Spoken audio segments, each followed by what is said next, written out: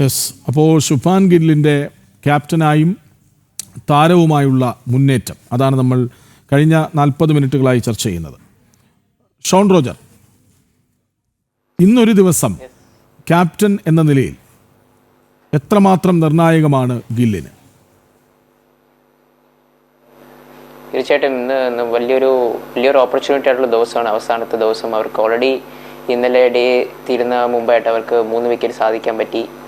ഒരു 72 റൺസിന് 3 വിക്കറ്റ് പോയി. ഇനി അവർക്ക് വേണം 500+ റൺസ് വേണം ജയിക്കാൻ വേണ്ടി. സോ നമുക്ക് ആ ടോപ്പ് 3 വിക്കറ്റ് കിട്ടി. ഇനി ആ ഒരു മൊമെന്റിൽ തന്നെ നല്ലൊരു സ്റ്റാർട്ടും എന്തായാലും അവർ ഇനീഷ്യലി ആ ഒരു സ്റ്റാർട്ടിൽ വിക്കറ്റ്സിന് വേണ്ടി ട്രൈ ചെയ്യും. എന്തായാലും ഇംഗ്ലണ്ട് നല്ലൊരു ഫൈറ്റ് കൊടുക്കാൻ ശ്രമിക്കുന്ന ഒരു ടീമാണ്. അവർക്ക് നല്ല ബാറ്റിംഗ് ഇനി വരാൻ കിടക്കുകയാണ്. സോ നല്ലൊരു ഫൈറ്റാണ് ഇനി നമുക്ക് പ്രതീക്ഷിക്കാൻ പോകുന്നത്.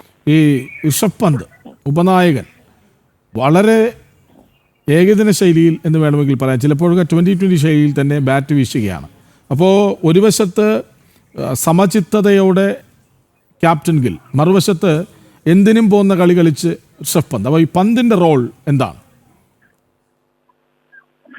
തീർച്ചയായിട്ടും ഋഷഭ് പന്തിൻ്റെ റോള് വളരെ ക്രൂഷ്യലായിരുന്നു ആ 2 ഇന്നിങ്സിൽ. ബിക്കോസ് ഒരു സൈഡിൽ നിന്ന് ശുഭൻ ഗില്ല് അവിടെ വിക്കറ്റ് പോയ സമയത്ത് അവരൊരു പാർട്ട്ണർഷിപ്പ് ബിൽഡ് ചെയ്യാൻ നോക്കുമ്പം അപ്പുറത്തെ സൈഡിൽ നിന്ന് ഋഷഭ് പന്തിൻ്റെ ആ ഒരു നാച്ചുറൽ കളി കളിക്കാൻ നോക്കിയപ്പോൾ അപ്പുറത്തും ശുഭൻ ഗില്ലിനും കുറച്ച് അവന് റിലാക്സ് ചെയ്ത് കളിക്കാനുള്ള ഒരു ഓപ്പർച്യൂണിറ്റി അവിടെ കിട്ടിക്കാണും. അതുകൊണ്ടാണ് അവനും അവിടെ ഒരു ഇന്നിങ്സ് അങ്ങനെ മാനേജ് ചെയ്യാൻ പറ്റിയത്.